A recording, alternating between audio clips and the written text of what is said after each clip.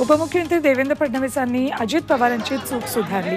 भाषण करताना अजित पवारांनी छत्रपती संभाजी महाराज एकही निवडणूक हरले नाही असं म्हटलं। तेव्हा फडणवीसांनी आमदार राहुल कुल यांच्या मार्फत अजितदादांना चूक लक्षात आणून दिली। यावेळी अजित पवारांनी फडणवीसांचे आभार मानले।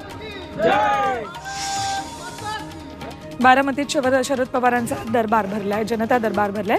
पुरंदर तालुक्यातल्या 4-5 गावातल्या वाड्या वस्त्यांवरचे 100हून अधिक ग्रामस्थ पवारांकडे आपल्या व्यथा मांडण्यासाठी दाखल झाले होते। गोविंद बागेत हा जनता दरबार भरलाय। पवार या ग्रामस्थांना काय आश्वासनं देतात याकडे सगळ्यांचं लक्ष।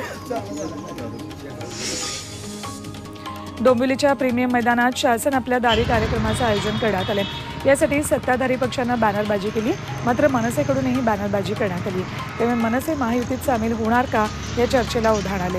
दरम्यान हा कार्यक्रम प्रशासनाचा, यात कोणतंही राजकारण नाही। जास्त लोकांना योजनेचा लाभ व्हावा यासाठी बॅनर लावल्याची माहिती मनसे आमदार राजू पाटील। अमृत नोनी आर्थो प्लस ये एक प्रूवन फॉर्मूला है। इसमें मौजूद नोनी फल के गुण और आयुर्वेदिक जड़ी बूटियां शरीर को जरूरी पोषक तत्व देने के साथ साथ हड्डियों और जोड़ों के घिसने, उनमें होने वाले सूजन और दर्द को रोकने में मदद करता है। दर्द मुक्त जीवन के लिए अमृत नोनी आर्थो प्लस।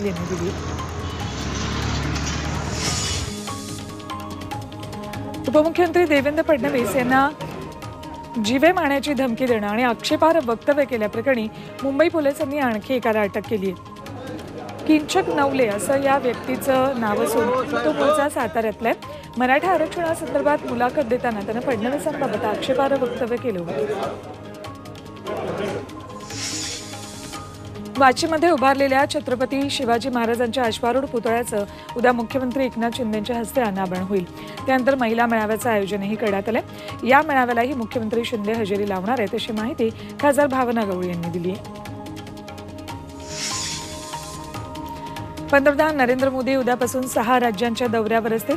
तेलंगणा, तामिळनाडू, ओडिशा, पश्चिम बंगाल, जम्मू काश्मीर आणि आता बिहारचा दौराही मोदी करतात। 7 मार्चपर्यंत त्यांचे हे दौरे सुरू असतील। यावेळी अनेक कार्यक्रमांना ते हजेरी लावतील।